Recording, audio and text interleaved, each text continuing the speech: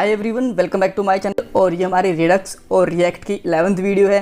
इसके अंदर हम बात करने वाले हैं ऐड टू कार्ट पे क्लिक करने के बाद हमारा जो डाटा है इस फ़ोन का, ये हम यहाँ पे कैसे शो कर सकते हैं। लेट्स से मैंने 10 बार क्लिक करा तो 10 आइटम हमारे कार्ट में ऐड हो जाएंगे। तो यहाँ पे 10 आइटम्स हम कैसे शो कर सकते हैं।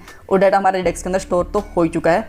लास्ट वीडियो के अंदर मैंने आपको उसका पूरा फ्लो कंप्लीट कर लिया था, राइट। सो ये चीज़ भी देखने वाले हैं और थोड़ा सा लास्ट वीडियो का मैं रिवीजन भी करूँगा कि ये कंसोल के अंदर डाटा कैसे आया था, राइट, ताकि थोड़ा सा कनेक्शन बन जाए लास्ट वीडियो और इस वीडियो के बीच में। देन ये इस वीडियो के पॉइंट्स हैं। सबसे पहले हम एक आइटम को ऐड करेंगे कार्ट के अंदर। मल्टीपल आइटम ऐड करने के लिए थोड़ा सा चेंज करना पड़ेगा, बट उससे पहले हम थोड़ी सी स्टाइल भी कर लेंगे ताकि यहाँ पर हमें थोड़ा सुंदर सा काउंट दिखे 1 2 3 4 5 6 जैसा, राइट। देन उसके बाद में हम यहाँ पे मल्टीपल आइटम पुश करने के लिए कोड लिखेंगे थोड़ा सा, और मल्टीपल जो काउंट होगा वो भी यहाँ पे शो करेंगे यहाँ पे, राइट। सो सबसे पहले मैं लास्ट वाली जो वीडियो थी उसको थोड़ा सा कंटिन्यू करता हूँ। ऐड टू कार्ट क्लिक करने के बाद आपको पता होगा डाटा हमारा एक्शन में चला गया था, रिड्यूसर में चला गया था और बाद में होम पे आ गया था। होम के अंदर हमारे पास दो चीज़ें आई थी। ऐड टू कार्ट जो हैंडलर था वो तो आ ही रहा था पहले से, और कार्ट वाला हमारा नया आइटम आ गया था। कार्ट के अंदर एक हिरार्की बन रही है, डाटा डॉट कार्ट आइटम और बाद में कार्ट डाटा। सो ये क्या बन गया, राइट। उसके बाद में जो हमने डाटा भेजा था वो आ गया, राइट। सो इतनी लंबी हिरार्की क्यों बन गई, देखो इसको समझने के लिए मैं आपको वापस से लेके जाता हूँ सबसे पहले कंटेनर के ऊपर। सो इसको मैं रिड्यूस भी करूँगा, अभी छोटा भी कर दूँगा। होम कंटेनर के ऊपर सबसे पहला हम यहाँ पे मिल रहा है हमें डाटा, जिसको हम स्टेट को डाटा के अंदर डाल रहे हैं, राइट। सो ये हमारा हो गया जो आपको ये वाला डाटा दिख रहा है। देन उसके बाद में कार्ट आइटम्स। कार्ट आइटम था हमारा रिड्यूसर का नाम। अगर आप वापस से रिड्यूसर में जाते हो, राइट, ये देखिए कार्ट आइटम और इस रिड्यूसर के फंक्शन का नाम, राइट। तो ये हमारा कार्ट आइटम्स हो गया था। देन उसके बाद में हमारा कार्ट डाटा, जिसके अंदर डाटा पुश करा था, ये था, राइट। तो अब अगर आपको लग रहा है कि काफ़ी लेंथी है तो आप इसको जस्ट सिंपली इस तरीके से कर सकते हो। ये डाटा तो इसी का नाम है, तो डाटा हम यहाँ पे पुट नहीं कर सकते। यहाँ पे हम पुट कर सकते हैं क्या, कार्ट आइटम्स, और उसके बाद में डॉट कार्ट डाटा,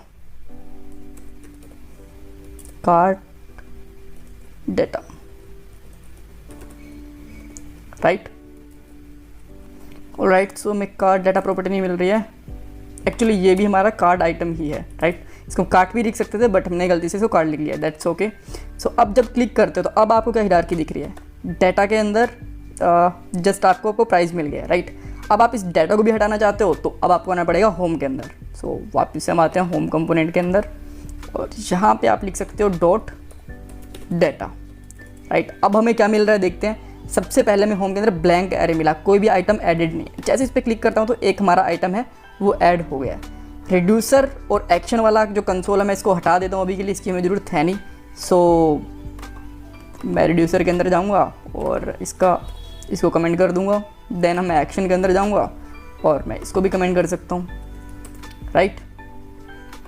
और जैसे अब मैं क्लिक करता हूँ तो देखिए अब हमें प्राइस मिल गया एक आइटम का, प्राइस भी मिल गया, नेम भी मिल गया।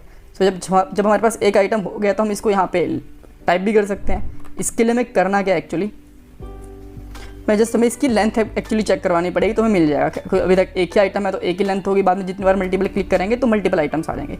बट अभी के लिए एक ही आइटम आ पा रहा है, जितनी बार मैं क्लिक कर रहा हूँ एक ही आइटम मिल रहा है मुझे, मल्टीपल आइटम्स नहीं मिल रहे हैं। सो मल्टीपल आइटम्स के लिए मैं क्या कर सकता हूँ, थोड़ा सा चेंज करूँगा रिड्यूसर के अंदर। सो मैं रिड्यूसर के अंदर जाऊँगा और सबसे पहले जो इनिशियल स्टेट है इसको मैं ब्लैंक कर दूंगा। इसकी मुझे यहाँ से बार बार चेंज करने की ज़रूरत नहीं है, राइट। देन मैं मेरे थोड़ा रिटर्न के अंदर चेंज करूँगा। रिटर्न के अंदर मैं मेरा एक एरे लूँगा यहाँ पे, राइट, इस तरीके से। एंड देन जो मेरी स्टेट है वो, और इसको मैं एक अलग से यहाँ पे जो कार्ट आइटम है इसको अलग से एक ऑब्जेक्ट बना सकता हूँ, राइट। अब हम देखते हैं कि अब हमें क्या मिल रहा है इसके अंदर। अभी के लिए हमें कुछ भी नहीं मिल रहा है, आप देख सकते हो यहाँ पे, राइट।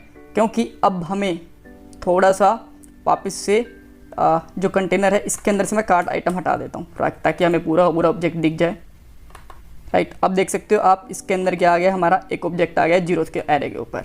अब हमारे यहाँ पे 2 ऑब्जेक्ट आ गए हैं, अब हमारे यहाँ पे 3 ऑब्जेक्ट आ गए हैं। तो ये सही तरीका हो गया हमारे मल्टीपल आइटम्स को ऐड करने का। देन अब मैं क्या करता हूँ, वापस से होम के अंदर जाता हूँ और यहाँ पे मैं एक नॉर्मल स्पैन ले सकता हूँ अभी के लिए, राइट। स्पैन के अंदर मैं यहाँ पे क्या लिखूँगा, दिस डॉट प्रॉप्स के अंदर जो मिल रहा है मुझे इसकी length, dot length, right.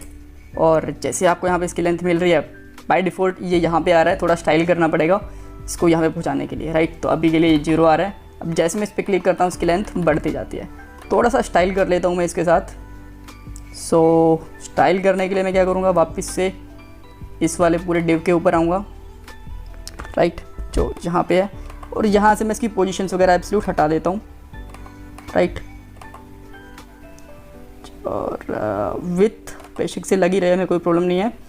And then हम ये भी हटा सकते हैं, राइट। अब मैं इसके ऐड टू कार्ट वाले बटन पे जाता हूँ, इसकी पोजीशन में एब्सोल्यूट करूँगा तो ये थोड़ा सा इधर आ जाएगा। बट आई थिंक थोड़ा सा स्टाइल के अंदर हम यहाँ पे चेंज नहीं करते हैं। मैं इसको इसी डायरेक्टली स्पेसिफिकली इसी के ऊपर मैं स्टाइल ऐड कर देता हूँ। सो यहाँ पे लिखता हूँ position absolute right 10 pixel, left top 10 pixel, set index 1, background colour red, padding 5 pixel, 4 pixel भी कर सकते हैं I think, not any problem. Padding 4 pixel, then colour white कर सकते हैं।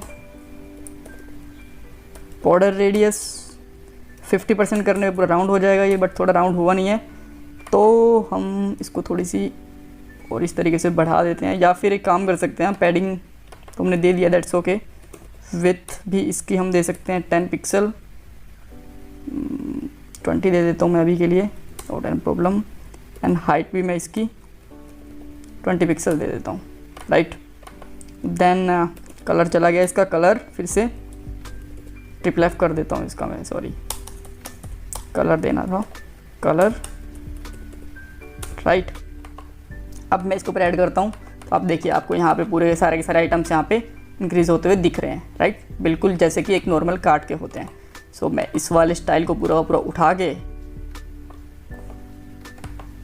और इसके एक स्पैन पे मैं क्लास ऐड कर देता हूँ, class name cart count, right. और इसको मैं CSS में लगा देता हूँ, app.css में डॉट कार्ट काउंट। इसको हम यहाँ से हटा देते हैं, इसकी ज़रूरत नहीं है हमें।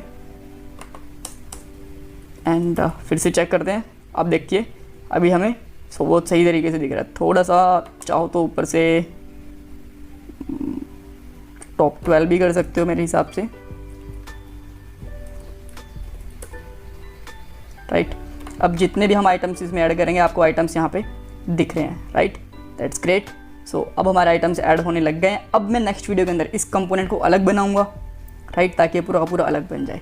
जैसे ये अलग बन जाएगा आपको ये पता चल जाएगा कि 2-3 कंपोनेंट्स के अंदर से डाटा फ्लो कैसे होता है। और बाद में हम हमारा एक जो प्रोजेक्ट होगा विद API उसके साथ में काम करेंगे, उसके अंदर पूरी कंप्लीट फंक्शनैलिटीज़ होंगी, हेडर होगा, फूटर होगा, और जो डाटा आएगा जो कार्ट वाला हमने अभी के लिए स्टैटिक लिया है ये पूरा पूरा डायनेमिक होगा, API से आएगा। और यहाँ पे हमें पूरा कार्टिंग सिस्टम दिखेगा जिसके अंदर हमारी प्राइस और जो आइटम्स काउंट वगैरह वो ज़्यादा कम होंगे जितने ऐड करेंगे, जितने नहीं करेंगे। यहाँ पे एक फ़ोन है, अभी बाद में मल्टीपल फ़ोन्स होंगे ऐड करने के लिए, right. So that's all and thanks for watching this video. Channel को सब्सक्राइब करना, वीडियो को लाइक करना बिल्कुल मत भूलना। Bye bye, take care.